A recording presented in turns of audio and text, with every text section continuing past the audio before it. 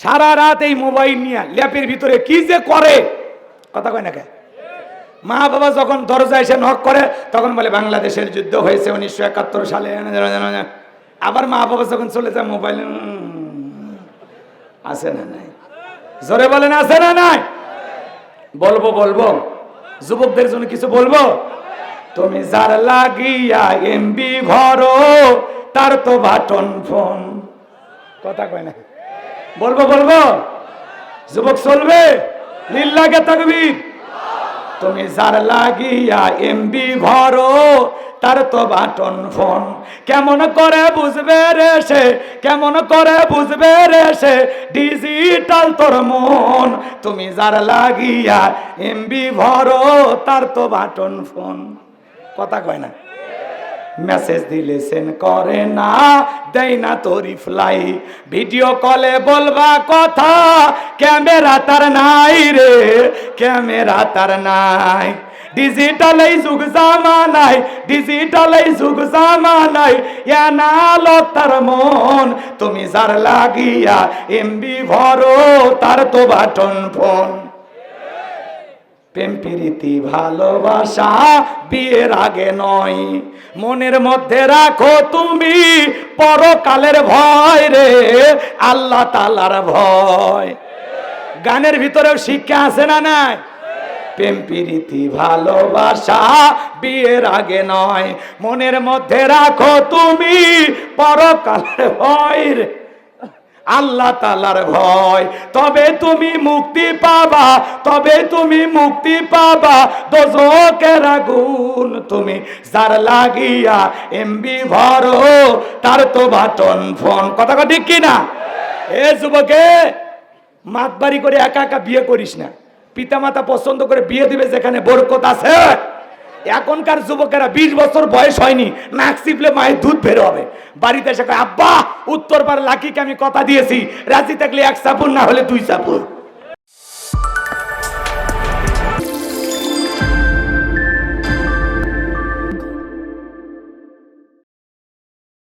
সম্মানিত ভাইয়েরা আমার, ভূমিকায় লম্বা কথা নয়, সরাসরি মূল আলোচনায় প্রবেশ করতে চাই। তারপরে 2-1টি কথা না বললেই নয়। আমরা যত জায়গায় কোরআনে কথা বলতে যাই বলে হুজুর সাবধানে আলোচনা করবেন, ভুলে যাবেন না এলাকা কার। ওদের কথার সাইজ শুনে মনে হয় এলাকা ওদের বাবার, আছে না নাই?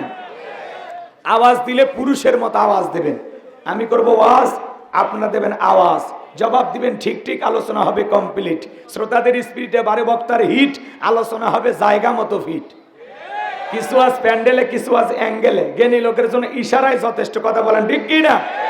অনেক জায়গায় ওয়াজ করতে গেলে বলে হুজুর ওয়াজ যা করবেন করবেন, খবরদার রাজনীতির কোনো আলোচনা করবেন না। আপনারাই বলেন তো আমার বাড়ি কোন জেলা? গাইবান্ধা। গরিব এলাকায় বাড়ি দেখে আমার জেলার নামটা নিতে আপনাদের কষ্ট হচ্ছে, একটু জোরে বলেন না আমার বাড়ি কোথায়? গাইবান্ধায়। আমি আসছি কোন জেলায়? বগুড়ায়। বিশ্বাস করেন আমি গাইবান্ধা থেকে আপনাদের এলাকায় এসেছি শুধুমাত্র কোরআনের কথা বলার আশায়, এছাড়া আমার অন্য কোনো উদ্দেশ্য নাই, কথা বলেন ঠিক কিনা? আর গাইবান্ধা থেকে বগুড়ার সোনাতলায় রাজনীতি করে আমার কোনো লাভ আছে? আগামী নির্বাচনে এলাকার মহিলা মেম্বার পদেও দাঁড়ানোর কোনো চান্স আছে? তাহলে আমি কেন এখানে রাজনীতি করব? যদি করাই লাগে নিজের জেলা গাইবান্ধায় করব, কথা বলেন ঠিক কিনা? এজন্য আপনার টেনশন মুক্ত থাকবেন, আমি আপনাদের কথার সাথে একমত। আমি বাংলাদেশের রাজনীতি কোনো দলের বক্তা না, আমি রাজনীতিক কোনো বক্তব্য দেব না। I will not any political word because I am not a leader of any political party. কারণ এখানে সব দলের লোক আছে না নাই? এখানে বসে আছেন আওয়ামী লীগ, বিএনপি, জাতীয় পার্টি, জামাত ইসলাম, জাসদ, বাসদ, চরমান, আরশিদ, দানবাগি, ফুরপুরা, হাটহাজার ওলামা জামাত, তাবলিগ, পাবলিক, ওলামা লীগ, গণতন্ত্র, গণফোরাম, সুসমাজ বিকল্প ধারা, এলজিবিটিএম, নাগরিক শক্তি, বিপিএল সোসাইটি, 4 দল, 14 দল, 8 দল, 19 দল, 20 দল, ইসলাম, বিএনপি, বাংলাদেশ কংগ্রেস যে পর্যন্তই থাক। আবার ভিপি নূরের আছে গণ অধিকার পরিষদ, তৈমুর চাচা খুলেছিল তৃণমূল বিএনপি। চাচা এখন কান দেয়ার বলে সরকার বনাম সরকার, মাঝখানে আমি যা হয়ে গেছি সরকার। চাচার হাতে মূলে ধরায় দিছে, চাচা মনে করেছে এক চান্সে দেশের প্রধানমন্ত্রী হয়ে যাবে, অতই সহজ, কথা কন না কে? রাগ করেছেন আপনারা? ওই চাচারও 2-4 জন ভক্ত থাকতে পারে, কথা কন ঠিক কিনা? এত দলীয় লোক এখানে, আমি কি বোকা দলীয় আলোচনা করব? এই দিক থেকে যদি একটা দলের লোক গুতা মারে, ওই দিক থেকে আর একটা দলের লোক থানায় টেলিফোন করে, আমি হুজুর অবস্থা ভালো না খারাপ? অতএব আজকের মাহফিলে বাংলাদেশের রাজনীতি নিয়ে কোন আলোচনা করা হবে? বলেন, বাংলাদেশের রাজনীতি নিয়ে কোন আলোচনা করা হবে না। তবে হ্যাঁ, আমি যদি কোনো রাজনৈতিক বক্তব্য দেই, এই পৃথিবীর শ্রেষ্ঠ রাজনীতিবিদ, শ্রেষ্ঠ রাষ্ট্রনায়ক, শ্রেষ্ঠ রাষ্ট্রপতি, শ্রেষ্ঠ সেনাপতি, শ্রেষ্ঠ বৈজ্ঞানিক, শ্রেষ্ঠ দার্শনিক, শ্রেষ্ঠ বাবা, শ্রেষ্ঠ নানা, শ্রেষ্ঠ আদর্শ, শ্রেষ্ঠ মহামানব রহমাতুল আলামিনের মদিনার আদর্শের রাজনীতির কথা বলবো। আমি যদি কোনো রাজনৈতিক বক্তব্য দেই, খলিফাতুল মুসলিমিন আমিরুল মুমিনিন হযরত ওমর ফারুকের আদর্শের রাজনীতির কথা বলবো। সেই ওমর ফারুক আল্লাহর জমিনে আল্লাহর আইনকে প্রতিষ্ঠিত করতে গিয়ে নিজের কলিজার টুকরা ছেলেকে পর্যন্ত ছাড় দেয় না, কথা বলে ঠিক কি না? সেই মদিনাওয়ালার আদর্শের রাজনীতির কথা শোনার পর আপনার যাবার চুলকানি আরম্ভ না হয়, কারণ কোরআন হাদিসের হক কথা সবার পেটে হজম হয়। আপনারাই বলেন তো, সুদ করে সামনে যদি সুদের বিষয় নিয়ে আলোচনা করা হয়, ও কি বগুড়ার এশিয়া হোটেল থেকে মিষ্টি নিয়ে এসে বলবে হুজুর হ্যাঁ করেন একটু মিষ্টি খান, নাকি বলবে এই হুজুর এসে সুদের ওয়াজ কইরা আমার সুদের ব্যবসায় লাল বাতি জ্বালাইছে? যারা ঘুষ খায়, দুর্নীতি করে, হারাম খায়, ভুরি বানাচ্ছে, 26 মাসের গর্ভবতী, ওদের সামনে ঘুষের আলোচনা করলে খুশি না বেজা? যারা বেনামাজি, নামাজ পড়ে আসার খাইয়া পইরা আল্লাহ সিজদা দেয় না, ওদের সামনে নামাজের ওয়াজ করলে খুশি না বেজা? যে সমস্ত মা বোনেরা বোরকা পরে না, পর্দা করে না, বুকে ওড়না পর্যন্ত নেয় না, জিন্সের প্যান্ট গেঞ্জি পরে রাস্তা দিয়ে হাইটে যায়, পিছন দিক দিয়ে তাকালে মনে দূরে সুপারি গাছ দাঁড়িয়ে আছে, এরকম বেহায়া বেপরদা নারীর সামনে পর্দার আলোচনা করলে খুশি না বেজা? এক কথায় ওয়াজ যদি কারো বিপক্ষে চলে যায়, কিয়ামত পর্যন্ত সে বক্তার উপরে খুশি হবে না, কথা বলেন ঠিক কি না? এজন্য পরিষ্কারভাবে একটি কথা বলে দিতে চাই, আজকের আলোচনা সভাপতি স্যারের মতো হবে না, প্রধান অতিথির মতো হবে না, মাহফিল কমিটির মতো হবে না, বক্তার মতো হবে না, শ্রোতাদের মতো হবে না। আল্লাহর কোরআন যা বলবে গোলাম রব্বানি তাই বলবে। এতে কে খুশি কে বেজার ওইটা দেখার টাইম নাই, কথা বলেন ঠিক কি না? যুগে যুগে নবী রাসূলেরা দাওয়াতি কাজ করেছেন, তাদের দাওয়াতি কাজেও কাফের বেঈমানরা বাধার পাঁচিল তৈরি করে দিয়েছিলেন। এরপরে আল্লাহর পয়গম্বরেরা শত বাধার পাঁচিলকে ভেঙে আল্লাহর জমিনে আল্লাহর পথে মানুষকে দাওয়াত দিয়েছেন, কথা বলেন ঠিক কি না? আপনার আমার প্রিয় নবী কালেমার দাওয়াত দিকে কোরআনের প্রচার করতে গিয়ে মার খেয়েছেন, রক্ত ঝরিয়েছেন, দান মোবারক শহীদ হয়ে গেছেন, লোহার টুপি মাথার ভিতরে ঢুকে গেছেন, সাহাবা ইকরাম দ্বীনকে প্রতিষ্ঠিত করতে গিয়ে মার খেয়েছেন, রক্ত ঝরিয়েছেন। ও বাংলার মুসলমান, 1971 সালে এদেশের মাটির জন্য, এদেশের স্বাধীনতার জন্য আপনার আমার পূর্বপুরুষেরা যদি রক্ত দিতে পারেন, জীবন দিতে পারেন, প্রয়োজন যদি হয় আল্লাহর জমিনে আল্লাহর দ্বীনকে প্রতিষ্ঠিত করতে গিয়ে, কোরআনের সমাজ কায়েম করতে গিয়ে নবীদের মতো সাহাবা ইকরামদের মতো বুকের তাজা রক্ত দিতে হয়, কারা কারা দিতে রাজি? দুই হাত তুলে আল্লাহকে দেখা।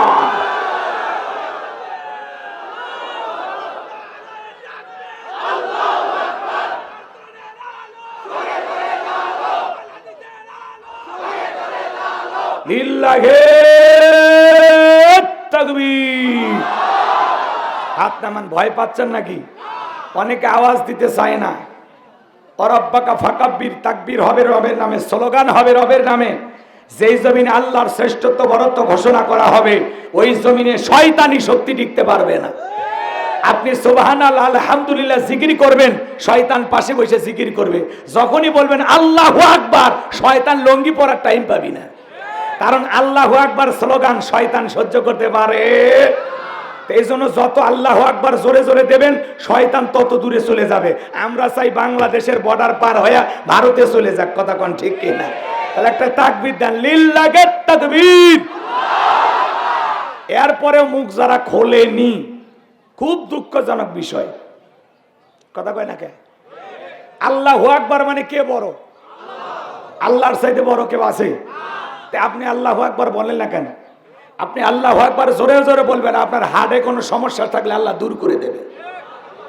আপনি আল্লাহু আকবার বলতে ভয় পান কেন? এটা কারো বাপ দাদার দলীয় স্লোগান না, এটা মুসলমানের জেগে ওঠার স্লোগান, এটা নাস্তিকদের বিদায় করার স্লোগান, এটা জালেমের মস্তকে আগুন লাগানোর স্লোগান, কথা বলে ঠিক কিনা? এটা মুসলমানের জেগে ওঠার হাতিয়ার, আল্লাহু আকবার। তাহলে বাতিল থরথর করে কাঁপবে, কথা কোন ঠিক কিনা? এই জন্য আওয়াজ দিলে পুরুষের মতো দেবেন। জন্মের সময় আজান কি কানে দেয় নাই? আল্লাহু আকবার তার ভিতরে ছিল কিনা? মুয়াজ্জিন 5 ওয়াক্ত নামাজে আজান দেয়, আল্লাহু আকবার আছে না নাই? জীবনের শেষ জানাজার নামাজে আল্লাহু আকবার আছে না নাই? তাই আল্লাহু আকবারের সাথে যাদের সম্পর্ক ভালো, তার অবস্থাও ভালো। আর আল্লাহু আকবারের স্লোগান শুনে যার চোখ মুখ মলিন হয়ে যায়, বুঝতে পারবেন অন্তরে ভাইরাস ঢুকে গেছে, কথা কোন ঠিক কিনা? এজন্য এরপরে দেখি কার চোখ বুক মলিন হয়, আমিও দেখব। আল্লাহ যেন আমাদের ইমান পরিষ্কার একটা ইমান দান করেন, জোরে বলেন আমিন। ভাইরাস মুক্ত ইমান দান করেন, জোরে বলেন আমিন। আমরা কোরআন এবং সুন্নাহর আলোকে পরিষ্কার কিছু কথা বলবো ইনশাআল্লাহ। আল্লাহ যেন তার এই গোলামকে কিছু কথা আপনাদের সামনে উপস্থাপন করার তৌফিক দান করেন, জোরে বলেন আমিন। অনেক জায়গায় আপনারা আমার আলোচনা শুনেছেন, আজকেও দিনের বেলায় এই মাদ্রাসার কমিটির ভাইয়েরা অত্যন্ত কষ্ট করে আয়োজন করেছেন, আপনারা তো শুনলেনই। এমন একটি মাঠ, এই ময়দান এমন একটি ময়দান যে ময়দানে কোরআনের পাখি আলোচনা করেছেন, কথা বলেন ঠিক না? তিনি নেই, তিনি চলে গেছেন, আমরা তার জন্য দোয়া করি আল্লাহ যেন তাকে জান্নাতের উচ্চ মাকাম দান করে, আরো জোরে বলুন আমিন। এই জন্য কোরআনের ময়না পাখির জন্য আমাদের দিলের ভালোবাসা আছে না নাই? তাহলে যেই চেয়ারে বসে কোরআনের মুফাসসির, বাংলাদেশের শ্রেষ্ঠ ইসলামিক স্কলার আল্লামা দেলোয়ার হোসেন সাইদি হুজুর আলোচনা করত, সেই মাঠে আমাদের মতো নগণ্য হতভাগা ছোট মানুষ কি বলবে আপনাদেরকে বলেন?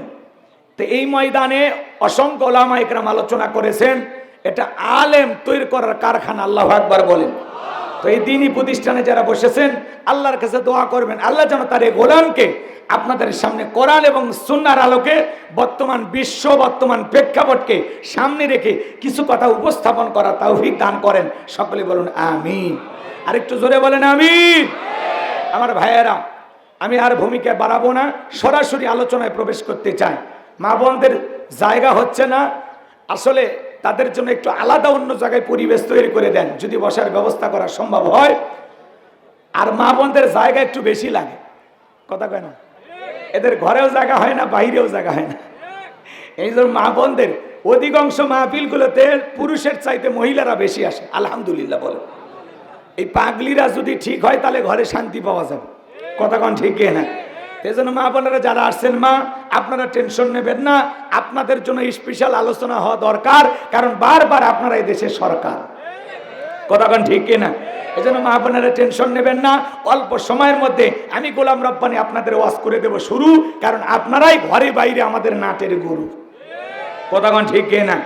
আর যুবক যারা আসছো তোমরা নিরাশ হয়ে না, তোমরাও যুবক আমিও যুবক, দেশের অবস্থা করুন, বক্তার দরকার তরুণ।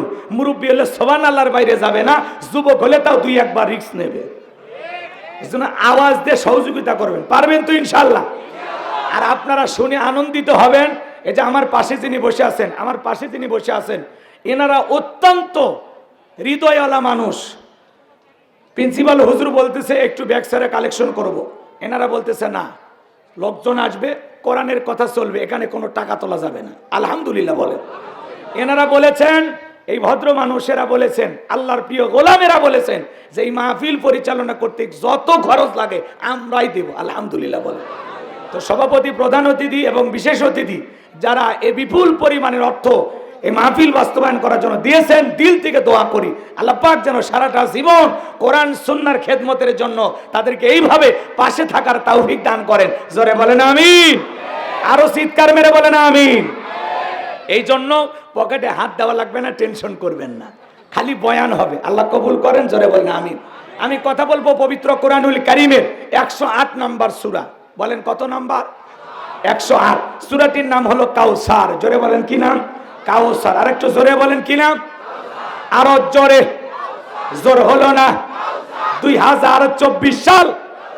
আচ্ছা এদিকে খেয়াল করেন, অনেকে বলতেছেন না কাউসার বললে সব না গুনাহ। এই কাউসার লিখতে যে কয়টা অক্ষর আছে প্রত্যেকটা হরফে হরফে আমল নামায় 10টা করে নেকি লিখে দেবেন কে? এই জন্য কৃপণতা করবেন না। অনেকে ভাবতেছেন হুজুর সূরা কাউসার থেকে ওয়াজ করবেন, এটা যদি বুঝতাম এত কষ্ট করে আপনার মাহফিলে আসতাম না। আপনারাই বলেন তো বাজান, পরিচিত পথে পথ চলতে সহজ হয় না কঠিন হয়? একটু জোরে বলেন, সহজ হয় না কঠিন হয়? পরিচিত মানুষের সাথে কথা বলে ভালো লাগে না খারাপ লাগে?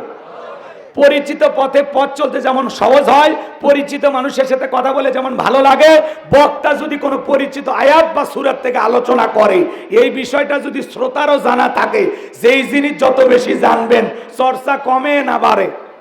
বলেন বলেন, চর্চা কমে না বাড়ে? সূরা কাউসারের তাফসীর হয়তোবা আপনারা যেভাবে জানেন আমি সেইভাবে জানি না। আজকে আমি যেভাবে বলবো হয়তোবা আপনারা সেইভাবে শোনেন নাই। কথাই আছে এক একটা ফুলের এক একটা সুঘ্রাণ, কথা বলে ঠিক কিনা? কোরআন এমন একটি কিতাব যার ব্যাখ্যা মৃত্যু পর্যন্ত আমরা লিখে শেষ করতে পারবো না, কিয়ামত পর্যন্ত লিখেও শেষ হবে না, কথা বলে ঠিক কিনা?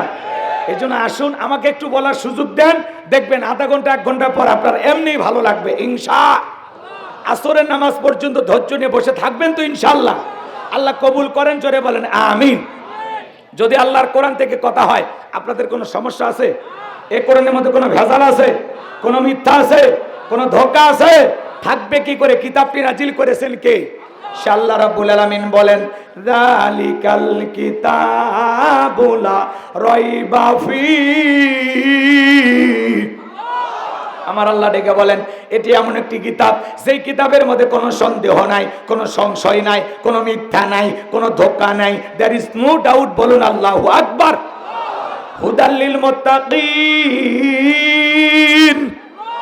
মুত্তাকি বান্দাদের জন্য গাইডলাইন হিসাবে, পথ প্রদর্শক হিসাবে আসমান থেকে কিতাবটি নাজিল করেছেন কে? সেই কিতাবের আলোচনা শুনলে লাভ না লস? লাভটা কি আমার আল্লাহ জানায় দিলেন। وَإِذَا قُرِئَ الْقُرْآنُ فَاسْتَمِعُوا لَهُ وَأَنصِتُوا لَعَلَّكُمْ تُرْحَمُونَ। সূরা আরাফ আয়াত নাম্বার 204 আমার আল্লাহ রাব্বুল আলামিন জানায় দিলেন তোমাদের সামনে যখন কোরআন পাঠ করা হয়, কোরআনের আলোচনা করা হয়, চুপ করে কান লাগিয়ে মনোযোগ সহকারে কোরআনের কথাগুলো শ্রবণ করো। যারা চুপচাপ কোরআনুল কারীমের কথাগুলো শ্রবণ করবে আমার আল্লাহ রাব্বুল আলামিন আসমান থেকে তাদের উপরে আল্লাহ রহমত বৃষ্টির মতো নাজিল করবেন। বলুন সুবহানাল্লাহ। এই জায়গায় আল্লাহ রহমত নাজিল হইতেছে এই বিশ্বাস আপনার আমার দিলে আছে না নাই? এটা এখন মাদ্রাসার মাঠ না, এটা এখন জান্নাতের বাগান, কথা বলেন ঠিক কি না? জান্নাতের বাগানে যেহেতু প্রবেশ করেছি আল্লাহ যেন জান্নাত পর্যন্ত পৌঁছাইয়া দেন, জোরে বলেন আমিন। কোরআনের কথাগুলো শুনলে লাভ না ক্ষতি? লাভটাকে আল্লাহ বলেন ওয়াযাক্কির ফাইন্না যিকরা তানফাউল মুমিনিন, সূরা জারিয়ার 55 নম্বর আয়াত। আল্লাহ ডেকে বলেন যারা আমার মুমিন বান্দা তাদের সামনে যখন কোরআন ওয়াজ করা হয়, কোরআন থেকে উপদেশ দেওয়া হয়, এই কথাগুলো শোনার পর আমার মুমিন বান্দাদের উপকারে আসবে। বলুন সুবহানাল্লাহ। তাহলে সূরার নাম কাউসার। একটু দিল থেকে জবান ছেড়ে সকলেই আমরা কম বেশি সূরাটা মুখস্থ আছে না নাই? কথা কয় না? সকলেরই মুখস্থ আছে না নাই? তাহলে ঠোঁট নাড়াইয়া জবান ছেড়ে সবাই পড়ুন আউযু বিল্লাহি মিনাশ শাইতানির রাজিম বিসমিল্লাহির রাহমানির রহিম। বিতাড়িত মুরতাদ শয়তানের কাছ থেকে আল্লাহ পাকের কাছে আশ্রয় প্রার্থনা চাচ্ছি। পরম করুণা অসীম দয়ালু আল্লাহ তাআলার নামে শুরু করছি। জবান ছেড়ে সবাই পড়ুন ইন্না আ'তাইনাকাল কাউসার ফাসাল্লি লিরাব্বিকা ওয়ানহার ইন্না শানিয়াকা হুয়াল আবতার। আল্লাহু আকবার। যে কোনো আয়াত বা সূরার তাফসীর করতে হলে কোন প্রেক্ষাপটে কোন সময় রসুলের উপরে সে আয়াতটি বা সূরাটি নাজিল হয়েছে সে নাজিলের প্রেক্ষাপট আলোচনা করার দরকার আছে না নাই? আরবিতে বলা হয় শানি নুজুল। যদি শানি নুজুল আলোচনা করা হয় তাহলে তাফসীর বুঝতে সহজ হয়। বলেন সুবহানাল্লাহ। তাহলে নবীজির উপরে কোন প্রেক্ষাপটে কোন সময় আল্লাহ তাআলা সূরা কাউসার নাজিল করেছেন একটু কি বলবো? কষ্ট হবে না আপনাদের? বলবো একটু মনোযোগ দিয়ে শুনবেন আমার ভাইয়েরা। বিশ্ব নবীর প্রিয় সাহাবী হযরতে আনাস রাদিয়াল্লাহু তাআলা আনহু বলেন আমরা রাসূলের চারপাশে বসে, আমরা বিশ্ব নবীর চারপাশে বসেছিলাম। আমি তাকায় দেখি নবীজির মনটা খারাপ, মুখটা মলিন, চোখের কোনা দিয়ে অশ্রু ঝরতেছে। হযরতে আনাস রাদিয়াল্লাহু তাআলা আনহু বলেন কিছুটা সময় অতিবাহিত হয়ে যাওয়ার পরে আমি তাকায় দেখি আমার নবীজি মুস্কি মুস্কি হাসতেছেন। বলুন সুবহানাল্লাহ। হযরতে আনাস রাদিয়াল্লাহু তাআলা বলেন নবী গো এই মাত্র দেখলাম মুখটা মলিন, চোখের কোণা দিয়ে অশ্রু ঝরতেছে, আবার কেন মুস্কি হাসেন? আমার নবী কেন কাঁদেন, কেন হাসেন? এর পিছনে রহস্য আছে না নাই? জোরে বলেন আছে না নাই? নবীজির কান্না করার কারণ হলো নবীজির কলিজার টুকরা ছেলে সন্তানগুলো জন্মগ্রহণ করে, একে একে ছেলে সন্তানগুলো মারা যায়। ইব্রাহিম মারা যায়, আবুল কাসেম মারা যায়, তাহের মারা যায়, একে একে ছেলেগুলো জন্মগ্রহণ করে আর একে একে মারা যায়। বাবা হিসাবে নবীর মনেও কষ্ট লাগে কি না? জোরে বলে লাগে কি না? সন্তানগুলো জন্ম নেয় আর মারা যায়, সন্তানগুলো জন্ম নেয় আর মারা যায়। নবীর কাছের চাচা নাম হলো আবুল আহাব, ডেকে বলে ভাতিজা, তোমার বংশে বাতি জ্বালানো কেউ থাকলো না, তুমি একটা লেজ কাটা, তুমি একটা নির্বংশ। জোরে কর নাউজুবিল্লাহ। এক তো সন্তান হারানোর ব্যথা, অন্যদিকে আপন মানুষদের সমালোচনা, নবীজির মনের কষ্ট কমে না বাড়ে?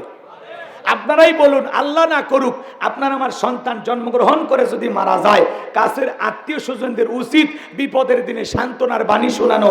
বাবা তুমি সবর করো, ধৈর্য ধারণ করো, জীবন মৃত্যুর মালিক আল্লাহ, আল্লাহ সন্তান দিয়েছে, আল্লাহ নিয়েছে, মন খারাপ করো না, সবর করো, ধৈর্য ধারণ করো। আল্লাহ যদি চাই বছর না ঘুরতে আবারও তোমাদের কোল আলোকিত করে আল্লাহ সন্তান দান করবে। কথা বলেন ঠিক কিনা? কাছের মানুষদের উচিত বিপদের দিনে সান্ত্বনা দেওয়া, কিন্তু রসুলের চাচা আবুল আহাব এতটাই খারাপ, ডেকে বলে ভাতিজা, তোমার বংশে বাতি জ্বালানো কেউ থাকলো না, তুমি একটা লেজ কাটা, তুমি একটা নির্বংশ। এই আবুল আহাব এতটাই খারাপ, আল্লাহ আবু জেহেলের নামে সূরা দেয়নি, আবুল আহাবের নামে সূরা দিয়েছে। এ হলো সবচাইতে বড় খারাপ। কথা কয় না? কথা কয় না? নবীজিকে কি বলে? তুমি একটা লেজ কাটা, তুমি একটা নির্বংশ, তুমি হাত খুঁড়ে। যদিও রসুলের 4টা কন্যা সন্তান জীবিত ছিল। কথা বলেন ঠিক কিনা? আমার ভাইয়েরা গভীর মনোযোগ দিয়ে শুনবেন যে কথা বলতে চাচ্ছিলাম। নবীজির চাচা আবুল আহাব ডেকে বলে ভাতিজা, তুমি একটা লেজ কাটা, তুমি একটা নির্বংশ। এই কথা বলে নবীজিকে কষ্ট দেয়। বিশ্ব নবীর ছেলে সন্তানগুলো কেন জীবিত থাকলো না? অনেক পয়গাম্বরের ছেলে জীবিত ছিল, অনেক পয়গাম্বরের ছেলে যৌবন পর্যন্ত জীবিত ছিল, কিন্তু বিশ্ব নবীর একটা ছেলে সন্তানও কেন জীবিত থাকলো না? আল্লাহ তাআলা কেন তাদেরকে শিশুকালে নিলেন? এর পিছনে কারণ আছে না নাই? নবীজির একটা ছেলে সন্তানও জীবিত কেন থাকলো না? কি সে রহস্য, কি সেই কারণ? নবীজির ছেলে সন্তানগুলো শিশুকালে বিদায় নেওয়ার পেছনে কারণ আছে 3টি। জোরে বলেন কয়টি? নবীর উম্মত হিসেবে জানতে মনে চাই না নবীজির ছেলে সন্তানগুলো কেন জীবিত থাকলো না? কেন তারা যৌবন পর্যন্ত এই পৃথিবীর জমিনে জীবিত থাকলেন না? আল্লাহ তাআলা কেন তাদেরকে শিশুকালে নিলেন? এর পেছনে কি যে 3টি কারণ, কি সে রহস্য? কারা কারা শুনবেন? 2 হাত তুলে আল্লাহকে একবার দেখান। লিল্লাহি তাকবীর।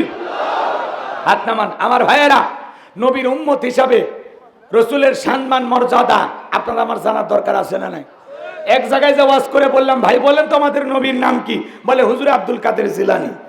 পীর সাহেবের নাম মুখস্থ আছে, কিন্তু কপাল পোড়া রসুলের নামটা বলতে পারে না। এমন লোক আছে না নাই? আমার ভাইয়েরা হৃদয়ের কান পেতে কথাগুলো শুনবেন। যে কথা বলতে চাচ্ছিলাম, নবীজির ছেলে সন্তানগুলো কেন শিশুকালে মারা গেল, কি সেই 3টি কারণ যদি আমি বলতে চাই তাহলে 3 নাম্বার আয়াতের আলোচনা শুরু করা লাগবে। এখন কি আমি 1 নাম্বার আয়াত বাদ দিয়ে 3 নাম্বারে যাব, নাকি আস্তে আস্তে শুরু করা যাক? ধৈর্য আছে তো ভাই? গভীর মনোযোগ দিয়ে শুনবেন। একে তো সন্তান হারানোর ব্যথা, অন্যদিকে কাফেরদের সমালোচনা, আবার সাহাবা ইকরাম যারা ইসলাম ধর্ম গ্রহণ করে কাফের বেঈমানরা তাদের উপর নির্যাতন জুলুম চালায়। নবীজি কালেমার দাওয়াত দেয়, হযরতে বেলাল তখনও কালেমা পড়ে মুসলমান হন নাই। নবীজি দারুল আরকামে বসা। বাজান গমার গভীর মনোযোগ দিয়ে শুনবেন। বিশ্বনবী দারুল আরকামে বসা, রাত্রি বেলায় হযরতে বেলাল বিশ্বনবীর দরবারে উপস্থিত হয়ে গেলেন। নবীজির চেহারা মোবারকের দিকে তাকাইয়া ডেকে বলেন, নবী গো, আপনার চাইতে সুন্দর মানুষ আমি জীবনে কোনোদিন দেখি নাই। আপনার আমার নবী কতটা সুন্দর ছিলেন জানেন? হযরতে জাবের রাদিয়াল্লাহু তাআলা আনহু বলেন, পূর্ণিমার রাত আমি রাসূলের বাড়িতে গিয়েছিলাম, সেদিন দেখেছিলাম চাঁদ উদয় হয়েছে 2টা, একটা চাঁদ আসমানে আর একটা চাঁদ জমিনে। হযরতে জাবের রাদিয়াল্লাহু তাআলা আনহু বলেন, আমি একবার পূর্ণিমার চাঁদ আকাশের দিকে তাকাই আর একবার রাসূলের দিকে তাকাই। হযরতে জাবের রাদিয়াল্লাহু তাআলা আনহু বলেন, ওই আকাশের পূর্ণিমার চাঁদের চাইতে বিশ্ব নবীকে আমার কাছে বেশি সুন্দর মনে হয়। আপনার আমার নবী কতটা সুন্দর জানেন? আম্মা জান আয়েশা ডেকে বলেন, যারা ইউসুফ নবীর চেহারার দিকে তাকাইয়া ফল কাটতে গিয়ে আঙ্গুল কেটে ফেলে দিয়েছিল, ওরা যদি বিশ্ব নবীর চেহারার দিকে তাকাইতো, শুধুমাত্র আঙ্গুল নয়, আঙ্গুল কাটতে কাটতে, হাত কাটতে কাটতে কখন যে নিজের কলিজা কেটে দুভাগ করে দিত, মুহূর্তের জন্য টের পাইতো না। আপনার আমার নবী এতটাই সুন্দর। আম্মা জান আয়েশা ডেকে বলেন, ও দুনিয়ার মানুষ, তোমাদের সূর্য আছে, আমি আয়েশার সূর্য আছে। তোমাদের সূর্য উদয় হয় দিনের বেলায়, আর আমি আয়েশার সূর্য উদয় হয় রাতের বেলায়। আম্মা জান আয়েশা একদিন সেলাইয়ের কাজ করতেছিলেন, হাত থেকে সুইটা পড়ে গেল, বাতিতে কোনো তেল ছিল না, বাতি জ্বালাইতে পারলেন না। আম্মা জান আয়েশা অপেক্ষায় বসে থাকলেন। বিশ্বনবী যখন ঈশার সালাত আদায় করার পর ঘরের ভিতরে প্রবেশ করলেন, সর্বপ্রথম নবীজি আম্মা জান আয়েশাকে সালাম দিলেন। নবী ঘরে ঢুকে তার স্ত্রীকে কি দিলেন? সালাম। এদিকে খেয়াল করেন, রসুল ঘরে ঢুকে তার স্ত্রীকে সালাম দিলেন। রসুলের এই সুন্নত উম্মতের ঘরেও আমল হওয়ার দরকার আছে না নাই? আপনি আমি ঘরে ঢুকে বিবিকে কি দেব? কথা কয় না? ঘরে ঢুকেই সালাম দেবেন, আসসালামু আলাইকুম। পারবেন না? কি বলবেন? আসসালামু আলাইকুম। কই আসো রহিমা? আসো সোনা, ঘরের দরজাটা খোলো না, আমি তোমার লিটনের বাপ, তোমার দিওয়ানা। বউ খুশি হয়ে দরজা খুলবে, কথা বলা ঠিক কিনা? কিন্তু স্বামীও বউকে সালাম দেয় না, বউ স্বামীকে সালাম দেয় না, দুইজনে বোবা। কথা কয় না? যদি আপনি ঘরে ঢুকে আপনার স্ত্রীকে সালাম দেন, পরিবারের সবাইকে লক্ষ্য করে সালাম দেন, আসসালামু আলাইকুম ইয়া হালাল বাইত, এই বাড়ির ভিতরে, এই ঘরের ভিতরে যত মানুষ আছে সবার উপরে শান্তি বর্ষিত হোক। কথা বলে ঠিক কিনা? এই যে গৃহবাসীর কল্যাণ কামনা করার দরকার আছে না নাই? রাগ করেছেন? ঘরে ঢুকে বিবিকে সালাম দিবেন, প্রথমে সালাম দিবেন, লোকজন যদি না থাকে বইয়ের হাতটা ধরে মুসাফা করবেন। কার হাত? কথা কয় না? এ যুবক, কার হাত? বইয়ের হাত। পাশের বাড়ির ভাবির হাত না, ধরলে ঝাঁটা দিয়ে পিটাবে। কথা কন ঠিক খেয়ে না? বইয়ের হাত ধরে মুসাফা করবেন। একেবারে যদি ময়দান ফাঁকা থাকে কোলাকুলিও সেরে নেবেন। স্বামী স্ত্রীর মধ্যে সালাম আদান প্রদান হলে একে অপরের প্রতি শ্রদ্ধা, ভক্তি, বিশ্বাস, ভালোবাসা বেড়ে যায়। স্বামী স্ত্রীর মধ্যে সালাম আদান প্রদান হলে আল্লাহর পক্ষ থেকে বিশেষ রহমত নাজিল হয়। সুবহানাল্লাহ বলবেন না? আজকে সকালে বিয়ে করে সন্ধ্যায় তালাক, সন্ধ্যায় বিয়ে করলে সকালবেলা তালাক হয়, আছে না নাই? দাম্পত্য জীবনে যদি সুখ পেতে চান, রসুলের 4টা সুন্নত প্রত্যেকটা পরিবারে যদি আমল করা হয়, তাদের দাম্পত্য জীবনে কোনোদিন বিচ্ছেদ হবে না, তালাক হবে না, মৃত্যু পর্যন্ত সম্পর্ক টিকে থাকার গ্যারান্টি। আল্লাহু আকবার বলে। কোনো হুজুরের পানি পড়া লাগবে না, কবিরাজের পানি পড়া লাগবে না। 4টা সুন্নত আমল করেন, আপনাদের সংসারে আল্লাহর পক্ষ থেকে শান্তি আসার গ্যারান্টি। আল্লাহু আকবার বলেন। কয়টা সুন্নত? কি সেই 4টা সুন্নত শুনবেন? এখন আমি যদি এখনই বলি আলোচনা এলোমেলো হয়ে যাবে, একটু মনে করা দেবেন, শেষের দিকে বলবো ইনশাআল্লাহ। কবুল করেন, জোরে বলেন আমিন। তাহলে ঘরে ঢুকে বউকে সালাম দিবেন, আসসালামু আলাইকুম। অনেক পুরুষ আছে বউকে সালাম দেয় না, ও বাড়িতে যা চিল্লাই, আছে না, দরজা যা চিৎকার মারে, এ রুবেলের মা, এ দরজা খোল, বেশি দেরি হলে দরজা ভেঙ্গে ফেলিয়ে দিয়া, তোর পিঠের ওপর আজ কি যে হবি রে। ভিতর থেকে বউ বলে, এটা স্বামী না সেকেন্ড আজরাইল। আছে না নাই?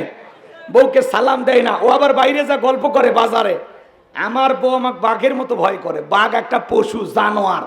তুমি বইয়ের কাছে মানুষ হতে পারো নি, বইয়ের কাছে বাঘ হয় লাভ আছে, সময় মতো বাঘ হওয়া লাগবে। কথা কন ঠিক কিনা? এই জন্য বউকে সালাম দিবেন, পারবেন তো ইনশাআল্লাহ? বইয়ের সাথে ভালোবাসার খুনসুটি পালন করা লাগবে। যুবক, তোমাদেরকে পরিবর্তন হওয়া লাগবে। আল্লাহ যুবকদেরকে সঠিক বুঝ দান করেন, জোরে বলেন আমিন। বউকে সালাম দিতে পারবেন তো ইনশাআল্লাহ? জয়পুর হাটে ওয়াজ করলাম, এক যুবক বলে, হুজুর বউকে সালাম দিতে গিয়ে আমার শরম লাগে। কথা কয় না? আছে না এমন যুবক? এই যে বগুড়া মাটির ডালি চেনেন, ওখানে একটা মাটির হোটেল আছে, এক ভক্ত আমার সেই ওয়াজ শোনে। আমি তখন বললাম, বিয়ে করছিস? কয় হ্যাঁ হুজুর। কি কন? 3টা সন্তানের বাবা আমি।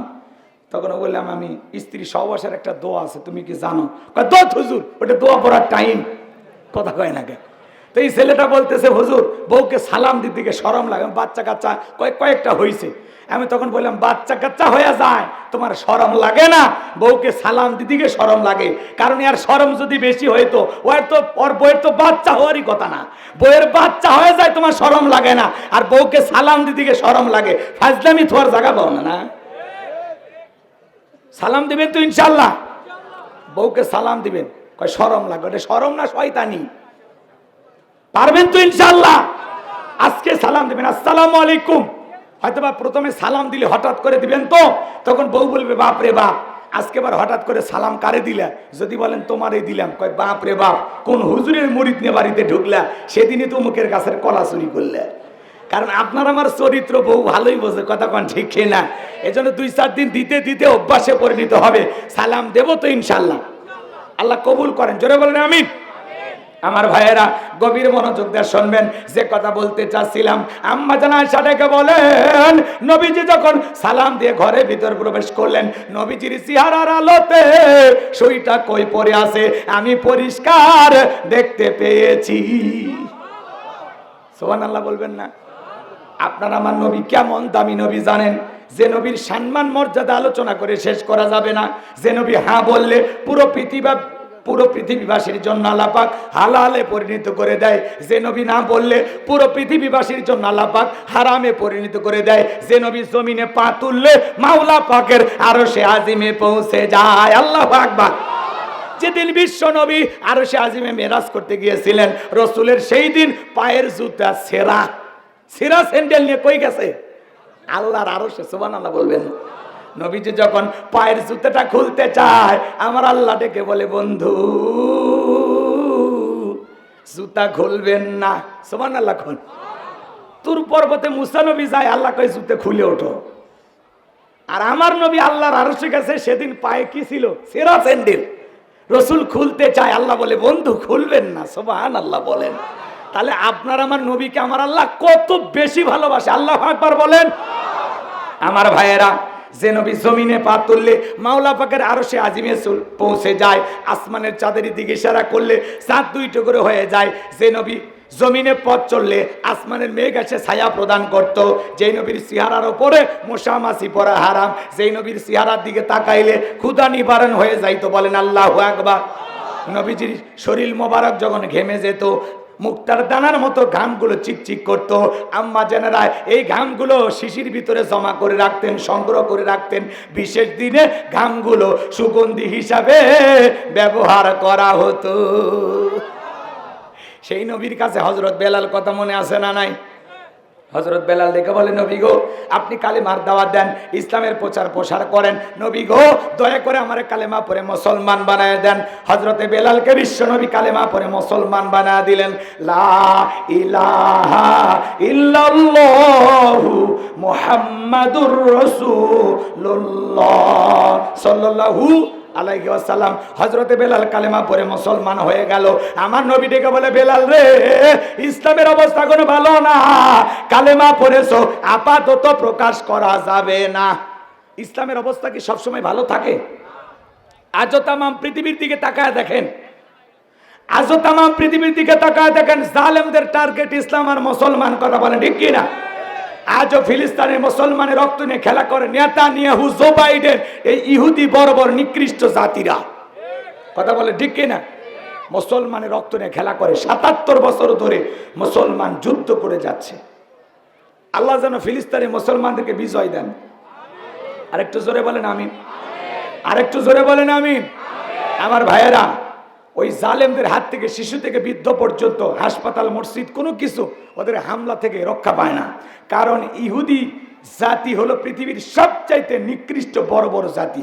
এদের অন্তরে কোনো মায়া দয়া নাই। কথা কয় না কে? আমার ভাইয়েরা, আজও তাম পৃথিবীতে মুসলমানের রক্ত নিয়ে খেলা করে তাম পৃথিবীর জালেমদের টার্গেট ইসলাম আর মুসলমান। কথা বলেন ঠিক কিনা? এজন্য মনে রাখবেন, ইসলামের অবস্থা সব সময় ভালো থাকে। আমার নবী ডেকে বলে, বেলাল কালেমা পড়েছো আপাতত প্রকাশ করা যাবে না। হযরতে বেলাল ডেকে বলে, নবী আমার জীবনের কোনো দাম নাই। আমার বনি বোমাকে একদিন বলেছিলাম, উট দুম্বা ছাগল পেশাব পায়খানা করে দেয়, এই ঘরে থাকতে আমার বড় কষ্ট হয়। আমার মনিব ডেকে বলে, বেলাল রে উর্তুম্বা ছাগলের দাম আমার কাছে আছে, কিন্তু তোর মতো কালো হাফসি বেলালের দাম আমার কাছে নাই। জোরে কন নাউজুবিল্লাহ। আরো জোরে বলেন নাউজুবিল্লাহ। আমার ভাইরা ভালো করে বোঝার চেষ্টা করবেন।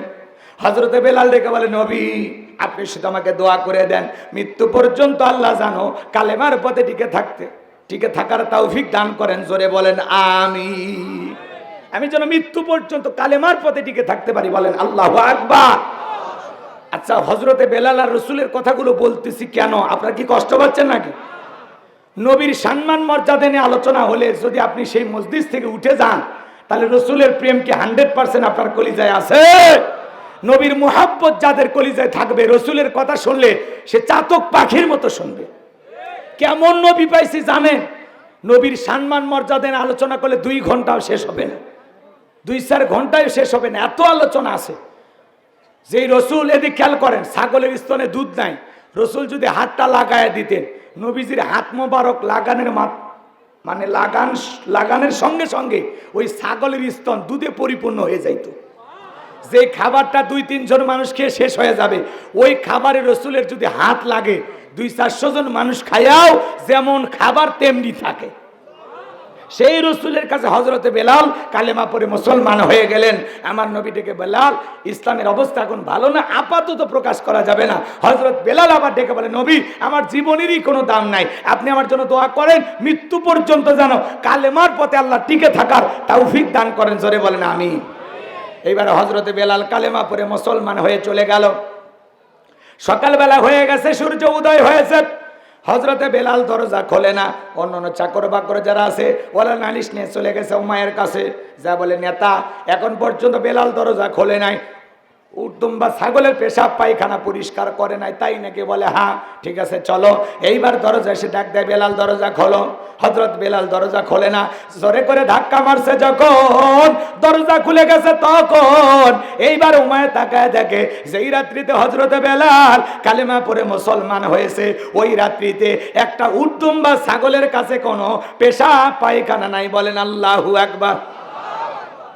আমার ভাইয়েরা, এইবার বেলাল ডেকে, বেলালের পক্ষ নিয়ে উমাইয়া ডেকে বলে, এ চাকরের দল, বেলালের বিরুদ্ধে মিথ্যা অভিযোগ দাও। তোমরা যখন ঘুমাচ্ছিলে, বেলাল তখন ময়লা আবর্জনা পরিষ্কার করেছে, তাকায়া দেখো না একটা উর্দুম্বা ছাগলের কাছে কোনো পেশাব পায়খানা নাই, যাও নিজেদের কাজ করো। এই কথা বলে উমাইয়া তাদেরকে তাড়িয়ে দিলেন। 1 পা 2 পা করে বাজান গো আমার হযরতে বেলালের কাছে গেলেন। হযরতে বেলাল দেলা পিঠটা লাগাইয়া জিহ্বাটা নাড়াইয়া জিকিরি করে কার? এবার হালকা করে ধাক্কা মারছেন যখন বেলালের জবান দিয়া হয়েছে, তখন ওমায় ডেকে বলে, বেলাল রে, তোর জবান দিয়ে কি যেন শুনতে পাইলাম। হযরতে বেলাল ডেকে বলে, মুসলমান হয় যারা মিথ্যা কথা বলতে পারে না তারা, ওয়াকুলু কাওলান সাদিদা। আল্লাহু আকবার। মুসলমানেরা হবে সত্যবাদী। হযরতে বেলাল ডেকে বলে, গতকাল রাত্রিতে বিশ্বনবীর হাতে হাত রেখে আমি কালেমা পড়ে মুসলমান হয়েছি। ওমাইয়াটাকে বলে, বেলাল, সর্বনাশ করেছিস, এখনো সময় আছে। এ বেলাল, বাপদাদার ধর্মে ফিরে আসো, উর্দুম্বা ছাগলের মালিক বানায় দেব, থাকার জন্য ভালো ঘর বাড়ির ব্যবস্থা করে দেব। হযরতে বেলাল ডেকে বলে, ওমাইয়া, দুনিয়ার কোনো পার্থিব সম্পদের বিনিময়ে বেলাল তার ঈমান বিক্রি করবে না। আল্লাহু আকবার। এইবার ওমাইয়া ডেকে বলে, বেলাল রে, আমার কথা না শুনলে বড় নেতা আবু জেহেলকে খবর দিব। হযরতে বেলাল ডেকে বলে, কোন বড় নেতা ছোট নেতা এখন কাউকে গুনার টাইম নাই, আমি দুনিয়ার কোন আবু জেহেলকে ভয় করি না, আমি ভয় করি আমার আল্লাহকে। এইবার উমাইয়া দৌড়ে চলে গেছে আবু জেহেলের বাড়িতে, যা বলে, নেতা, সংবাদ খুব খারাপ। কি হয়েছে? কয়, আমার বাড়ির কৃতদাস বেলাল কালেমা পড়ে মুসলমান হয়েছে। আবু জেহেল ডেকে বলে, ঠিক আছে, বাড়িতে যাও, আমি আসতেছি। আবু জেহেল একটা বিশেষ বাহিনী ছিল, ক্যাডার মাস্তান ছিল, যাদের কাজই হলো মুসলমানদের উপর নির্যাতন জুলুম চালানো। ভালো করে বোঝেন, আবু জেহেলের একটা বিশেষ বাহিনী ছিল, যাদের কাজই হলো মুসলমানদের উপর নির্যাতন ও জুলুমের স্টিম রোলার চালানো। আজও তাম পৃথিবীর দিকে তাকায় দেখেন, জালেমদের একটা বিশেষ বাহিনী আছে, যাদের কাজই হলো ইমানদার আল্লাহওয়ালা মুসলমানের রক্ত নিয়ে খেলা করা। কথা বলেন ঠিক কিনা? তাম পৃথিবীর দিকে তাকায় দেখেন, জালেমদের একটা বিশেষ বাহিনী আছে, যাদের কাজই হলো মুসলমানের রক্ত নিয়ে খেলা করা। মনে রাখবেন, যে সমস্ত জালেমেরা মুসলমানের রক্ত দিয়ে হাত রাঙিয়েছে, যারা মুসলমানের রক্ত নিয়ে খেলা করেছে, আজ হোক কাল হোক, নমরুদ ফিরাউনের চাইতে এদের জীবনে কঠিন পরিণতি অপেক্ষা করতেছে। মুসলমানের রক্ত নিয়ে খেলা করো, মুসলমান মেরে আনন্দিত হও, মুসলমানের মসজিদ মাদ্রাসা ভেঙে আনন্দিত হও, বাবরি মসজিদ ভেঙে রাম মন্দির বানাও। চাওয়ালা থেকে তোর মতো মানুষকে আল্লাহ প্রধানমন্ত্রী বানাইছে, আর এরকম নিয়ম হারামি করার জন্য কথা কয় না। তোমার নিঃস্ব অসহায় অবস্থার থেকে দেশের প্রধানমন্ত্রী আল্লাহ বানায় দেয় মানুষের প্রতি জুলুম করার জন্য। এ কথা কয় নাকি আপনারা? কথা বুঝেন না? না রাগ করছেন? একটু মনোযোগ দিয়ে কথাগুলো শুনবেন। জালেমদের জুলুম যত বাড়বে মুসলমানদের বিজয় তত নিকটে। আপনি মনে করবেন না ইসলামের চলার রাস্তা এমনি ফুল বিছানো না, এটা কাঁটা বিছানো পথ। দুনিয়ার গাছ গোছালি বাঁচানোর জন্য যেমন পানির প্রয়োজন হয়, ইসলাম নামক গাছটাকে জিন্দা রাখতে হলে প্রত্যেকটা মুমিনের রক্তের প্রয়োজন আছে না? না, শহীদের রক্তের ফোঁটা দিয়ে গাছকে বাঁচিয়ে রাখতে হয়। এজন্য মুসলমানকে তৈয়র থাকা লাগবে মোকাবেলা করার জন্য। কথা বলেন ঠিক কিনা? আজকে ইনশাআল্লাহ সহ্য হয় না। টকশোতে সেদিন এক গাধা বসেছে, মানবরূপী জানোয়ারেরা কতটা ইসলাম বিদ্বেষী হলে টকশোতে বসে বলে। এখনকার ছেলেদেরকে জিজ্ঞাসা করলে তুমি কেমন আছো, বলে আলহামদুলিল্লাহ। কালকে কি দেখা হবে, বলে ইনশাআল্লাহ। দিনকাল কেমন যাচ্ছে, কয় জাযাকাল্লাহ। টকশোতে বসে, এটিএন বাংলা নিউজে টকশোতে বসে এক জাহেল এই আলোচনা করতেছে যে এখনকার ছেলেরা বাংলা ভাষা ভুলে গেছে। আচ্ছা বলেন তো, আলহামদুলিল্লাহ, ইনশাআল্লাহ, জাযাকাল্লাহ, সুবহানাল্লাহ এগুলো বললে কি বাংলা ভাষার বদনাম হয়? হ্যাঁ, বাচ্চারা যখন বলে বিউটিফুল তখন বলে না ছেলে ভালো, ইংলিশ পারে। ওই বিউটিফুল না বলে যখন বলে মাশাআল্লাহ তখন তোমার গায়ে জ্বালা পড়া হয়। আল্লাহর নাম যাদের সহ্য হয় না এদের ভিতরে মুসলমানের রক্ত আছে কিনা পরীক্ষা করা দরকার। তুমি বাংলা ভাষা আমাদের মাতৃভাষা, কিন্তু আরবি ভাষা এটা জান্নাতের ভাষা, এটা আল্লাহর প্রিয় ভাষা। কথা কোন ঠিক কিনা? এটা রাসূলের ভাষা, এটা কবরের ভাষা। নাস্তিক বেঈমানেরা আলহামদুলিল্লাহ বলে, যুবকেরা কেমন আছো, মুসলমান বলবে আলহামদুলিল্লাহ, বলে এইটা না বলে যদি বলতো আঙ্কেল ভালো আছি, দিনকাল ভালো যাচ্ছে, জি চাচা ভালো আছে, এই কথা বলতে হবে, আলহামদুলিল্লাহ বলা যাবে না। কত বড় গাধা হলে এই কথা বলে। কথা কন নাকি আপনারা? আপনারা সবাই কেমন আছেন? এই যে খারাপ হয়েছে প্রশংসা করলাম কা? হ্যাঁ, তারপরে আপনি বলতে পারেন হ্যাঁ দিনকাল ভালো যাচ্ছে। পরে পরে তো আরো কথা আছে। আলহামদুলিল্লাহ তুই কথা সীমাবদ্ধ, আরো কথা তো আছে। কিন্তু যখন জিজ্ঞাসা করে তুমি কেমন আছো, বলে আলহামদুলিল্লাহ। কাল দেখা হবে, বলে ইনশাআল্লাহ। দিনকাল কেমন যাচ্ছে, কয় জাযাকাল্লাহ। কোনো কিছু দেখে যুবকেরা যদি বলে ওয়াও, এইটাতে ওরা খুশি। যখন বলবে সুবহানাল্লাহ তখন ওদের জ্বলে। এই সুবহানাল্লাহ, আলহামদুলিল্লাহ, ইনশাআল্লাহ, জাযাকাল্লাহ এগুলো নিয়ে যাদের চুলকানি উঠেছে, ফেরেশতারা মলম নিয়ে বসে আছে, খালি কবরে ঢোক এমন পিটান পিটাইবে বাপ ডাকেও রক্ষা পাবি না। কথা কোন ঠিক কিনা? আফসোস লাগে, আফসোস লাগে মুসলমানের দেশে এই ধরনের বক্তব্য যারা দেয়। আফসোস লাগে না? কষ্ট হচ্ছে আপনাদের? আমার ভাইরা চলেন সামনের দিকে যাই, মন খারাপ করবেন না, কষ্ট মনের মধ্যে নেবেন না। আল্লাহ যেন এই সমস্ত নাস্তিকদের হেদায়েত দান করেন। আরো জোরে কোন আমি।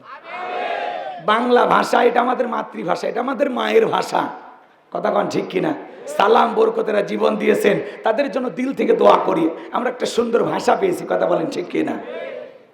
এটা নিয়ে আমাদের কোনো মাথা ব্যথা নাই। বঙ্গবন্ধু ভাষণ দিতে কি বলেছিলেন?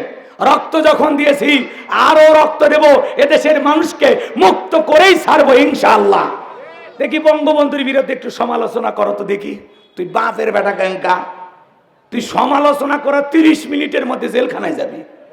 কথা কন। তাহলে বঙ্গবন্ধু ইনশাআল্লাহ বলেছিল, মাননীয় প্রধানমন্ত্রী দেখবেন মাঝে মাঝে বক্তব্য দিতে গিয়ে বলে আগামীতে এই কাজ করা হবে ইনশাআল্লাহ। তো প্রধানমন্ত্রী সমালোচনা করে, দেখি তো বাপের বেটা ক্যাঙ্কা। হ্যাঁ, ইনশাআল্লাহ, আলহামদুলিল্লাহ এগুলো শব্দ দূষণ মনে হয়। হ্যাঁ, এগুলো বাংলা ভাষার ভিতরে ঢুকাইলে কষ্ট হয়। আল্লাহ যেন এই সমস্ত মানুষদেরকে হেদায়েত দান করেন। আরেকটু আসতে কোন আমি দেখি বঙ্গবন্ধুর বিরুদ্ধে কথা বলো, দেখি তো কেমন বাপের বেটা তুমি। এই জন্য আমরা মুসলমান, আমরা যে কোনো প্রতিশ্রুতি দিলে ভবিষ্যৎবাণী দিলে আমরা বলি শেষে ইনশাআল্লাহ, আগামীতে এই কাজ করা হবে ইনশাআল্লাহ। কথা বলেন ঠিক কি না? আর আপনারা সবাই কেমন আছেন? আলহামদুলিল্লাহ। দিনকাল কেমন যাচ্ছে? জাযাকাল্লাহ, মাশাআল্লাহ, আল্লাহু আকবার। কথা কোন ঠিক কি না? আল্লাহ যেন আমাদের সঠিক বুঝ দান করেন। নরম দেখে আমাদের সমালোচনা সবাই করে, কিন্তু যাদের সমালোচনা করলে বিপদ হবে ওদের সমালোচনা করে না। কথা কন ঠিক কিনা? সামনের দিকে যাই বাজান গো আমার, যে কথা বলতে চাচ্ছিলাম, এইবার আবু জেহেল তার ক্যাডার মাস্তান সাঙ্গপাঙ্গ সঙ্গে নিয়ে ওমায়ের বাড়িতে হাজির হয়ে গেছে। ডেকে বলে, এ বেলাল এই দিকে আয়। বেলাল রে, আমি তোরে পার্সোনাল ভাবে মোহাব্বত করি, তোর উপরে একটা বিশেষ নজর ভালোবাসা আছে। বেলাল রে, এসব কি শুনছি, তুমি নাকি কালেমা পড়ে মুসলমান হয়ে গেছো। বেলাল, তোমার যা যা লাগবে প্রয়োজন মোতাবেক দেওয়া হবে। হযরত বেলাল বলে, যা শুনেছেন সত্য, আমি কালিমা পড়ে মুসলমান হয়েছি। এইবার আবু জেহেল থেকে বলে, বেলাল উর্দুম্বা ছাগলের মালিক তোরে বানায় দেব, থাকার জন্য ভালো ঘরের ব্যবস্থা করে দেব। বেলাল রে, ব্যবসা বাণিজ্য করার জন্য দিরহাম টাকা পয়সা যা লাগে তোমাকে দেব। বিশাল একটা লোভনীয় প্রস্তাব হযরত বেলালকে দেওয়া হলো। হযরতে বেলাল রেখে বলে, ও মাইয়া আবু জেহেল রে, দুনিয়ার সব সম্পদ যদি দিতে চাও, দুনিয়ার পার্থিব সম্পদের বিনিময়ে বেলাল তার ঈমান বিক্রি করবে না। আল্লাহু আকবার বল। বেলালের মতো যারা খাঁটি ঈমান, এদেরকে টাকা দিয়ে কিনা যায়? জোরে বলেন, টাকা দিয়ে কেনা যায়? কিন্তু মুনাফিক মার্কা মুসলমানেরা টাকা যেই দিকে, ওদের ফতুয়া সেই দিকে, টাকার কাছে বিক্রি হয়ে যায়। টাকার জন্য বাতিলের পাঁচাটা গোলাম হয়। আছে না নাই? এক প্যাকেট বিরিয়ানি পাইলে মাথা কাজ করে না। আছে না নাই? জোরে বলেন, আছে না নাই? টাকা যেই দিকে, ওদের ফতুয়া সেই দিকে। এ বাজান, বিলালের মতো যারা খাঁটি ইমানদার, এরা দুনিয়ার সম্পদের লোভে ইমান বিক্রি করবে না। কিন্তু মুনাফিক মার্কা মুসলমান এমনও আছে, টাকা যেই দিকে, ওদের ফতুয়া সেই দিকে, টাকার কাছে ইমান বিক্রি করা। আছে না নাই? মনে করেন, এমনি উদাহরণ দিতেছি কথা বোঝানোর জন্য, বউ তালাক হয়ে গেছে, নেওয়ার কোনো উপায় নাই। আসে কয়, হুজুর আগের মাথায় তালাক দিছি, দুইটা বাচ্চা কান্নাকাটি করে, সহ্য হয় না হুজুর, মাথা গরম হয়েছিল। কেরে পাগলা, মাথা গরম হয়েছে, বউক দুটো চর মার। মাথা গরম হয়েছে 3 দিন, বউক ছেড়ে একটা জঙ্গলত যা থাক, তারপরে মাথা ঠান্ডা হলে ঘরতে আসিস। তোর মাথা গন্ড হচ্ছে, মাথা গরম হচ্ছে, কথা বলার আর চান্স পাইস না, কস তুই তালাক, তোর মাও তালাক, তোর বোনও তালাক। তাহলে তুই কটা বিয়ে করেছিল রে? কথা কয় না কে? ওর মাও কো বিয়ে করছিল? কথা কন না কে আপনারা? তালাক দিবে, বউকে তালাক দি, শাশুড়ি শালিকে তালাক হবে এর মধ্যে। কথা কন, এরকম আছে না রে পাগলা? তালাক দে হুজুরের কাছে এসে বলে, হুজুর দুইটা বাচ্চা কান্না করেছে, হুজুর দেখেন, হুজুর নেওয়ার কি কোনো উপায় নাই? হুজুর প্রথমে ডাইরেক্ট কয় না, পরে যখন হুজুরের হাতে 5-10 হাজার টাকা দেয়, হুজুরের মতামত তখন চেঞ্জ হয়ে যায়। ওই টাকার গন্ধে হুজুর তখন বলে, আসলে মানুষ মাত্রই তো ভুল করে, এটা যেহেতু জীবনে প্রথমবার, একটু তওবা করে আর একবার রিস্ক নেওয়া যায়। আছে না নাই? আমাদের মতো হুজুরেরা এরকম দিনকাল। যদি গরিবের ছেলে অকাম বদকাম করে, কয় ধর বান দেখে গাছের সাথে টান দে পেট। কথা কয় না কে? গরিবের ছেলে অকাম বদকাম করলে কি কয়? গাছের সাথে ধরো, এক বান দেখ পিটা। আর যখন কয়েকদিন পরে শুনে সভাপতির ছেলে, ধনির ছেলে কিছু একটা করেছে, মসজিদের সভাপতি কয়, হুজুর সেদিন তো গরিবের ছেলের ওপর খুব গরম দেখাইলেন, আজকে তো ঘটনা উল্টোটা ঘটে গেছে। কি কয়? সভাপতির ছেলে তো এই কাম করছে। তখন হুজুর চিন্তায় পড়ে যায়, এখন কি ফতুয়া দিবি? আসল কথা বললে তো ইমামতি চলে যাবি। কথা কন ঠিক কিনা? এই জন্য নরমের ওপরে সবাই গরম দেখায়, কিন্তু যে গরম শক্তিশালী, ওরে গরম দেখানোর কেউ নাই। কথা কন ঠিক কিনা? রাগ করেছেন মনে হয়? এই জন্য অবৈধ বউটাকে বৈধ বলে ফতুয়া দিলা, হারাম জিনিসটাকে হালাল বলে চালিয়ে দিলা, টাকার কারণে তোর প্রত্যেকটা টাকার জবাব আল্লাহর কাছে দেওয়া লাগবে। কতক্ষণ ঠিক কি না? আমার ভাইয়েরা ভালো করে বোঝার চেষ্টা করবেন, যে কথা বলতে চাচ্ছিলাম গভীর মনোযোগ দিয়ে শুনবেন। এইবার আবু জেহেল ডেকে বলে, বেলাল রে, লোভনীয় প্রস্তাব দিলাম, রাজি হইলি না। সোজা আঙ্গুলে ঘিউ না উঠলে আঙ্গুলে একটু বাঁকা করা লাগবে। এই কথা বলে যুবকদেরকে লিয়ে দিল, চাবুক দিয়ে পিটাও। হযরতে বেলালকে চাবুক দিয়ে পিটানো শুরু হয়ে গেল। এরা যত জোরে চাবুক মারে, বেলাল তত জোরে আল্লাহর জিকির করে। চাবুক দিয়ে পিটাইতে পিটাইতে কালো চামড়াগুলো ফেটে যায়, রক্ত ঝরতেছে। আমার ভাইয়েরা, আবু জেহেল ডেকে বলে, বেলাল রে, চাবুক দিয়ে পিটাইতে পিটাইতে কালো চামড়াগুলো ফেটে রক্ত ঝরতেছে, তারপরে কি নবীর কালেমা ছাড়বি না? হযরতে বেলাল ডেকে বলে, আবু জেহেল রে, মারতে মারতে যদি মেরেও ফেলে দাও, জীবনটা দিতে রাজি, বিশ্ব নবীর কালেমা ছাড়তে রাজি নাই। ইন্নাল হামদুলিল্লাহিল আকরামিল্লাযী খালাকাল ইনসানা ওয়া কাররামা ওয়া আল্লামাহু মিনাল বায়ানি মা লাম ইয়ালাম ফাসুবহানাল্লাযী লা ইহসা ইমতিনানুহু বিল লিসানি ওয়ালা বিল কলাম নাশহাদু আল্লা ইলাহা ইল্লাল্লাহু ওয়াহদাহু লা শারীকা লাহু ونشهد أن سيدنا وسندنا وحبيبنا ومولانا محمدا عبده ورسوله الذي أرسله بالحق بشيرا ونذيرا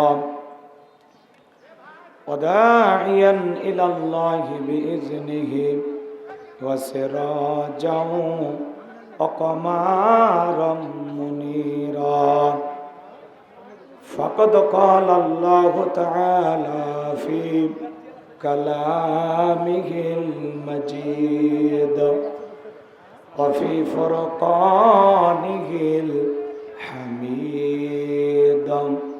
সকল জবান ছেড়ে মোহাব্বতে আওয়াজ দিয়ে পড়ুন, আউযু বিল্লাহি মিনাশ শাইতানির রাজীম বিসমিল্লাহির রাহমানির রহিম ইন্না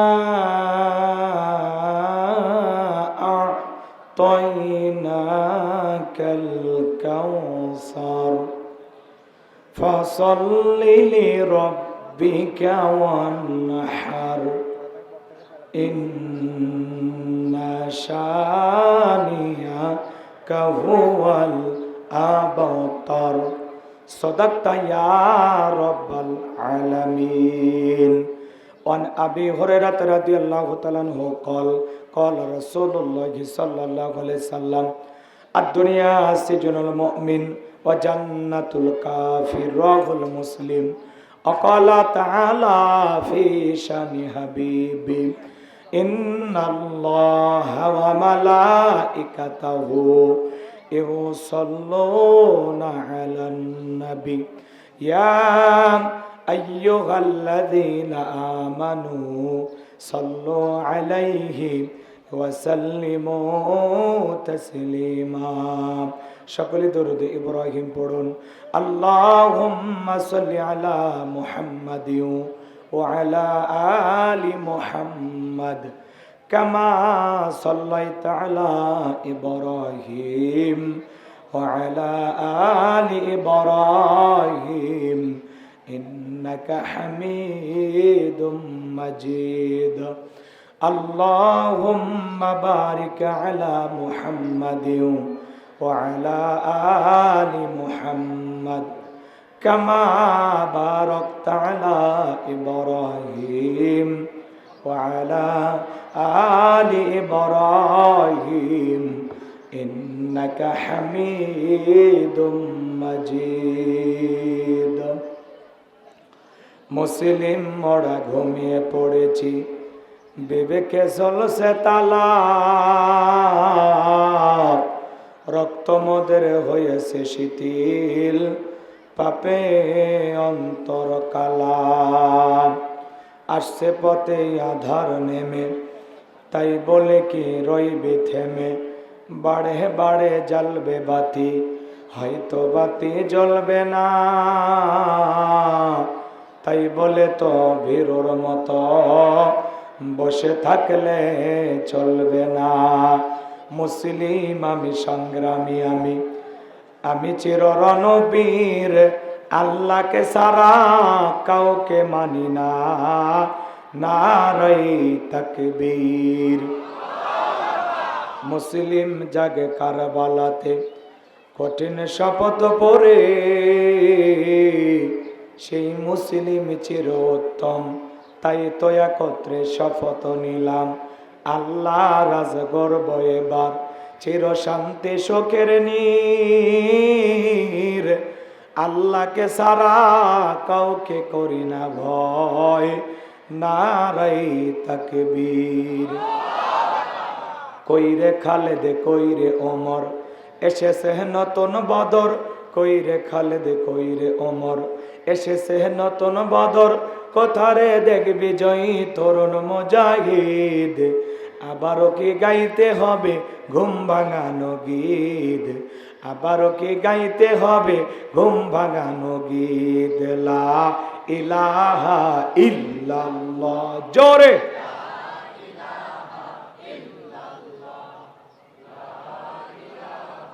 ইল্লাল্লাহ, জোরে লা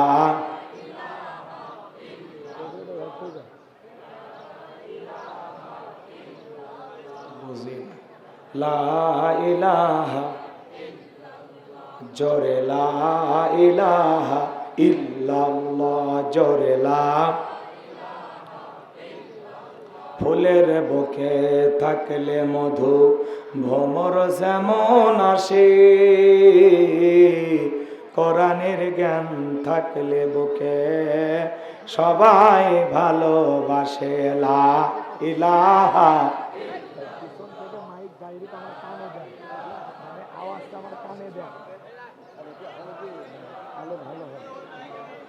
জোরে লা ইলাহা, জোরে লা ইল্লাল্লাহ, জোরে লা।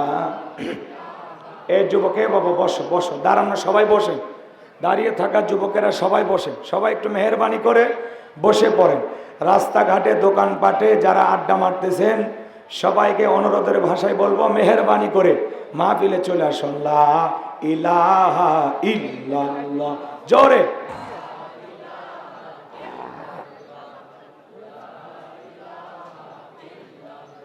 জোরে লা ইলাহা ইল্লাল্লাহু মুহাম্মাদুর রাসূলুল্লাহ। জবান ছেড়ে এক বাক্যে পড়ছি সাল্লাল্লাহু আলাইহি ওয়াসাল্লাম।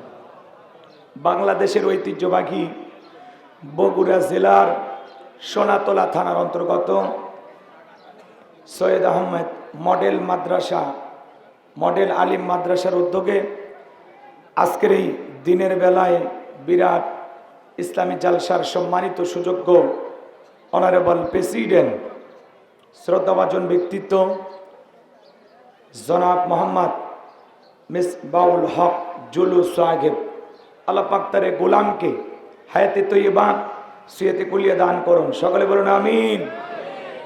আজকের প্রোগ্রামের প্রধান অতিথি বিশিষ্ট রাজনীতিবিদ সম্মানিত চেয়ারম্যান জননেতা জনাব মোহাম্মদ শহীদুল হক, আল্লাহ পাক তার গোলামকে হায়াতে তৈয়বা সুয়াতে কুলিয়া দান করুন, জনগণের খেদমতের জন্য আদর্শবান নেতা হিসেবে কবুল করুন, সকলে বলুন আমিন।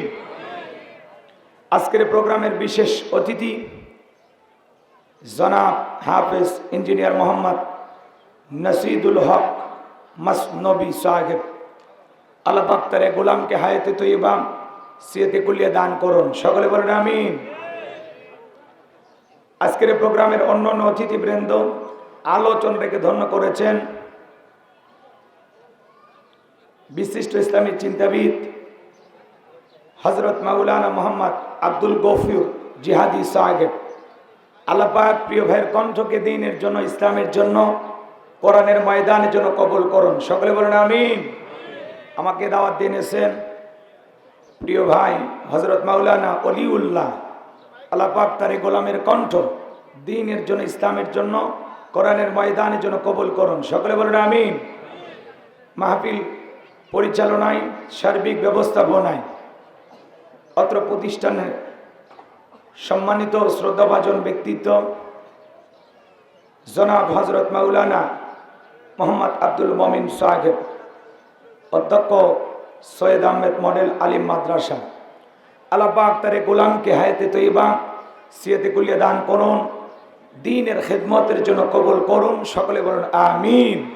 মঞ্চ উপস্থিত সম্মানিত ওলামায়ে কেরাম, সামনে বসা পিতৃ সমতুল্য মুরব্বী বাবাজিরা, কলিজার টুকরা প্রাণপ্রিয় যুবক ভাইয়েরা, ছোট্ট ছোট সোনামানিকেরা, পর্দার আড়ালের সম্মানিত বলা সরলা আবেদা সালেহা মা ও বোনেরা, প্রশাসনের সম্মানিত পুলিশের ভাইয়েরা, ডিবির ভাইয়েরা, জাতির বিবেক প্রিয় সাংবাদিক বন্ধুগণ, বিভিন্ন রাজনৈতিক দলের সম্মানিত নেতা কর্মী ভাইয়েরা, সবাইকে নিয়ে আরেকটি বার সালাম দিচ্ছি।